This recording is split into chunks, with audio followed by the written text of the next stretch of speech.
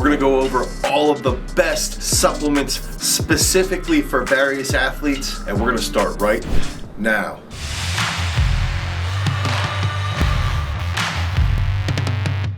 What's up, everybody? It's Dave Miller from GarageStrength.com, and if this is your first time to the channel and you're interested in becoming a better athlete, you want to get more explosive, you want to be stronger, you want to perform at a higher rate, make sure that you like, you subscribe, and you ring the notification bell so we can help you become a beast.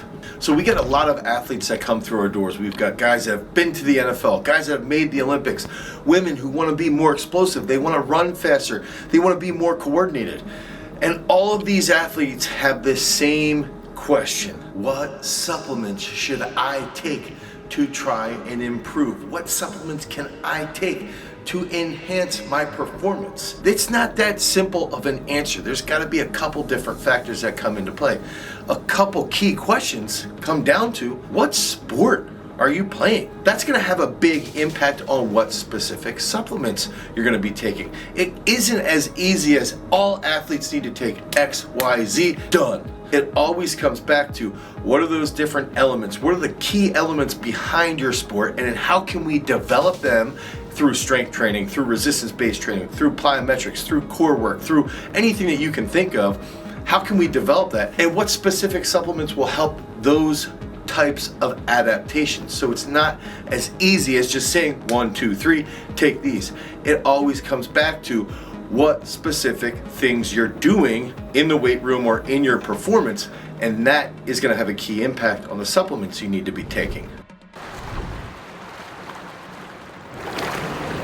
Now, what happens if I am a straight up endurance athlete? What should I be taking? Should I be taking any protein? Should I be taking anything, or should I just be focusing on eating all the time? And I think that's where the waters get a little muddy.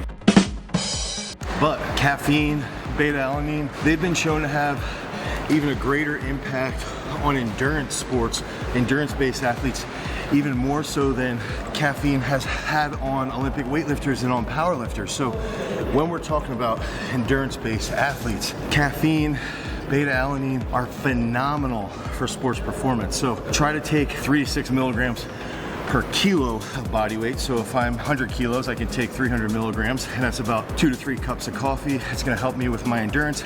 It's gonna help me with my cognitive ability. It's gonna help me with my pain tolerance. And so beta-alanine, 4 to 6 grams of beta-alanine, that's gonna be a good lactic acid buffer. It's gonna pay off tremendously. When we're talking about long duration sports, utilize caffeine, utilize beta-alanine, and you'll still find benefits from using collagen, from using whey protein, but most importantly, strength athletes, caffeine, beta-alanine. Now, another key factor is, what if we're just focusing on, we have to be extremely explosive. We've got to be power-based athletes, strength athletes. So, sitting here, we're in a hotel in Uzbekistan.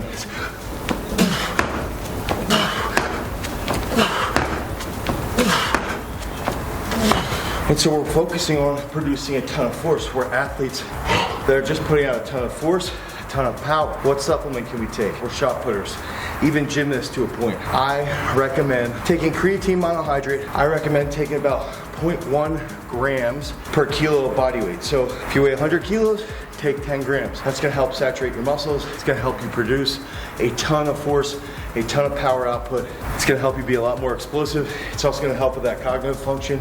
If you're traveling a lot, if you're sleep deprived, it's gonna help you maintain that positive outlook and maintain that lean muscle mass. So when we're talking about power-based athletes, strength sports, where there's a ton of rapid rates of coordination, always go with creatine monohydrate.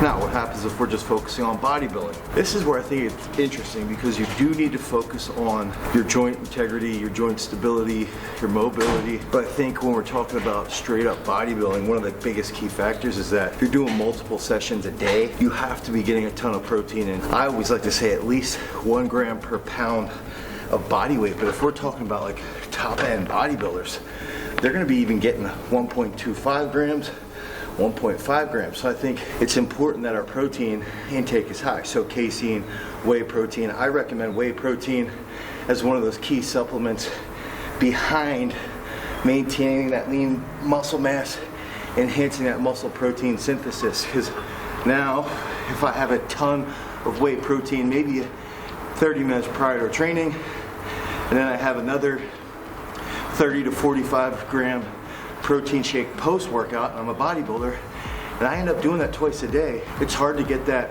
much protein just from straight food sources. So I definitely recommend hitting up whey protein and casein protein to enhance that overall muscle protein synthesis.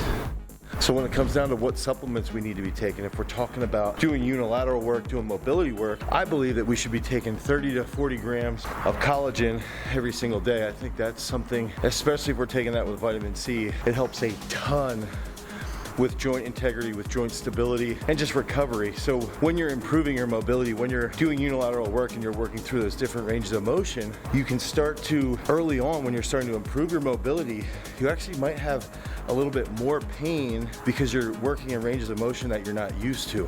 But if you're taking collagen, you're doing a good job of taking that with vitamin C, it becomes a little bit easier to recover from that newfound range. And that's gonna help you feel better and feel more positive about improving your overall joint integrity. So 40 grams, 30 to 40 grams of collagen every single day when you're working on unilateral strength and mobility.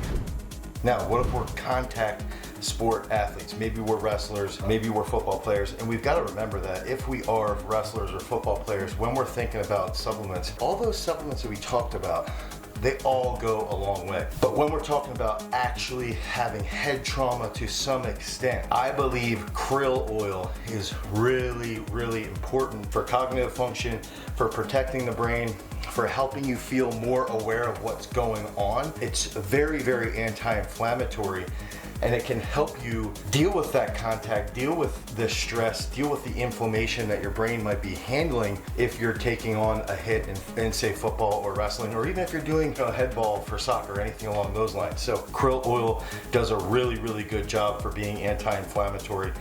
And then one of those extra bonuses here that I'd like to give out is, dude, get in the sauna for all athletes.